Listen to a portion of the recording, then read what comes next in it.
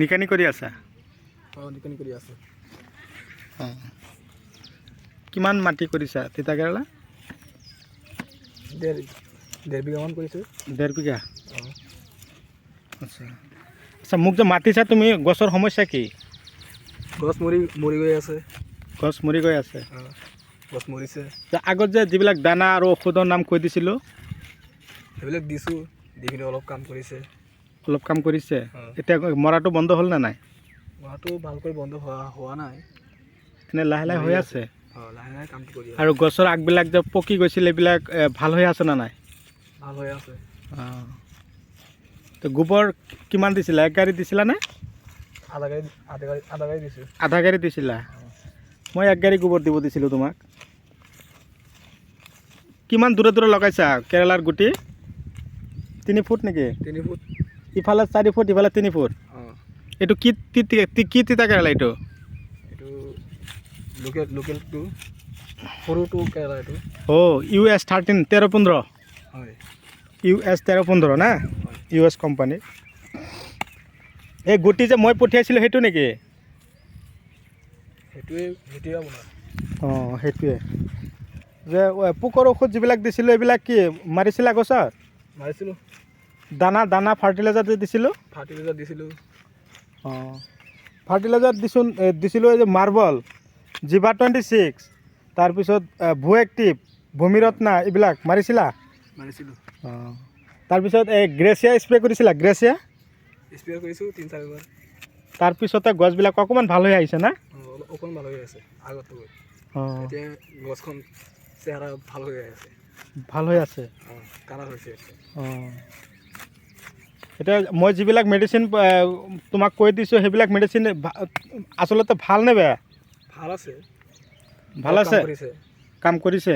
অলপ কাম কৰিছে। তো বন্ধুসকল, তো খেতিয়কে আপোনালোকক ধুনীয়াকৈ কথাখিনি ক'লে। তো খেতিয়কে আজি খেতিত নিকানি কাম কৰি আছে। মোক 2 দিন হ'ল ফোন কৰি আছে, ওচৰৰে খেতিয়ক। মই সময় দিব পৰা নাই, তো আজি আহি খেতিয়কক লগ কৰিলোঁ। তো খেতিয়কে তিতাকেৰেলা খেতি কৰিছে 1.5 বিঘা মাটি। তো গছত তাৰমানে কি হৈছিল, ফাৰ্ষ্ট টাইম মই আপোনালোকক দেখুৱাই দিছোঁ। ফাৰ্ষ্ট টাইম কি হৈছিল, গছবিলাক মৰিবলৈ আৰম্ভ কৰিছিল। এনে গছটো ওপৰ ফালে বকাইছিল ঠিকেই, কিন্তু গছবিলাক মৰি গৈছে, চাইছে? এঠাইত 2টাকৈ গছ লগাইছিল, কিন্তু গছবিলাক মৰি গৈছিল। কিন্তু মই দিয়া যিবিলাক ঔষধ ইয়াক দিব দিলোঁ, তাৰমানে কি হৈছিল, গছটো ফাটি যায়, কিবা ৰস ওলায়। তাৰ কাৰণে মই ফাংগোচাইডৰ ঔষধ পঠিয়াই দিছিলোঁ, জুডিঅ' পাৱাৰ দিছিলোঁ আৰু লক্ষণ দি দিছিলোঁ। তাৰপিছত পোকে ডিষ্টাৰ্ব কৰি থাকে, গছৰ পাতবিলাক হালধীয়া হৈ যায়, হঠাতে হালধীয়া হৈ যায়। আৰু এই সৰু সৰু তিতাকেৰেলাবিলাক কি হয়, এই এনেকুৱা তিতাকেৰেলাবিলাক হালধীয়া হৈ যায়। তাৰপিছত আৰু এই বৰলে এনেকুৱা ফুটা কৰে, তাৰ ফলত এই গছটো বচাবও নোৱাৰে, এনেকুৱা ধৰণৰ সমস্যাত পৰিছিল। তো আজি মই সেইকাৰণে খেতিত আহিলোঁ, আকৌ পুনৰাই খেতি চাবৰ কাৰণে।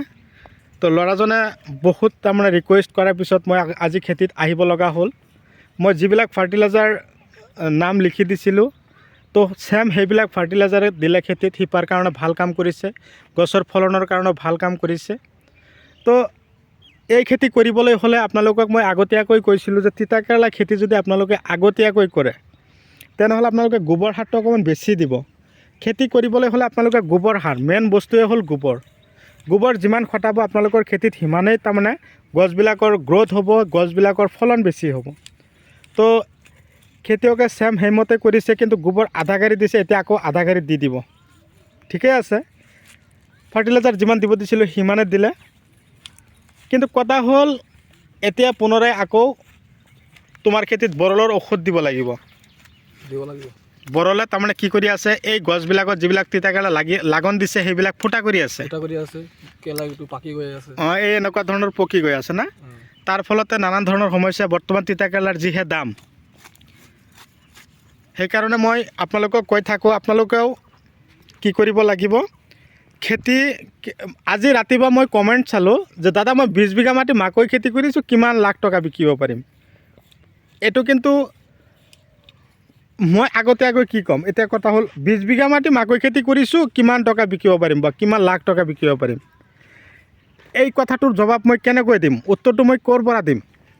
আপোনালোকে 20 বিঘা নহয় 50 বিঘা কৰক, আপুনি মাকৈ খেতিত যতন লোৱা নাই, পোকৰ ঔষধ দিয়া নাই, ফাৰ্টিলাইজাৰ দিয়া নাই, তেনেহ'লে মাকৈ ক'ৰ পৰা হ'ব আৰু আপোনালোকক কিমান টকা বিকিব পাৰিব মই আগতীয়াকৈ কেনেকৈ ক'ম কওকচোন। সেইকাৰণে মই কৈ থাকোঁ কি আপোনালোকে কি কৰিব লাগিব, খেতিৰ ওপৰত গুৰুত্ব দিব লাগিব।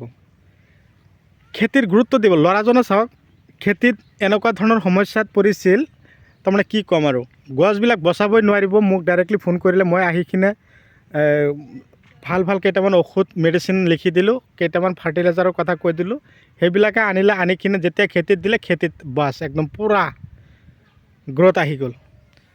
তো আপোনালোকেও এনেকুৱা ধৰণৰ খেতিৰ ওপৰত যদি মনোযোগী হয়, বিশেষকৈ মই এটা কথাই কৈছোঁ, আমাৰ ওচৰৰে মানুহ ধৰক লগ কৰিবলৈ আহিছোঁ, খেতি চাব আহিছোঁ, এইটো ডাঙৰ নহয়। মই কিন্তু চবতে যাওঁ। যোৱাকালি মই টংলালৈ গৈছিলোঁ, ওদালগুৰি জিলাৰ টংলা।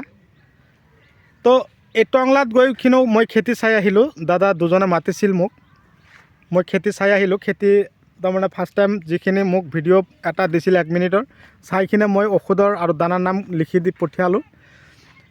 এতিয়া যোৱাকালি মই গৈছিলোঁ, তাৰমানে খেতি চোৱাৰ পিছত মোৰ বহুতেই ভাল লাগিল। দাদাৰ খেতি ভাল হৈ আহিছে আগৰ পৰা। মাকৈ খেতি আছিল, জলকীয়া খেতি আছিল, ইফালে বেঙেনাও আছিল।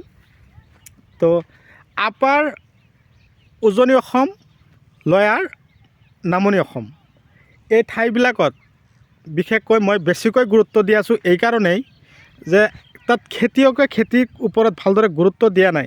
তো দাদা বাইদেউসকলক মই কৈছোঁ, আপোনালোকেও খেতিৰ ওপৰত অকণমান মনোযোগী হওক, গুৰুত্ব দিয়ক। এটা কথা হ'ল, আমি ল'ৰা ছোৱালীক যেনেকৈ সুশিক্ষাৰে শিক্ষিত বনাই ডাঙৰ দীঘল কৰিব লাগিব, ছেম খেতিটো সেনেকুৱাই।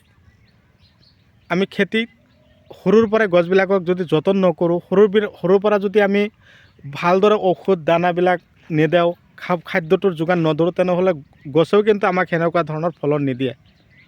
আপোনালোকেও ভাল খাদ্য দিয়ক, ভাল পোকৰ ঔষধ স্প্ৰে কৰক, আপোনালোকেও ভাল ফলন নিশ্চয় পাব। তো আজিলৈ এৰিছোঁ, পৰৱৰ্তী ভিডিঅ'ত যাতে পুনৰাই লগ পাওঁ। ধন্যবাদ।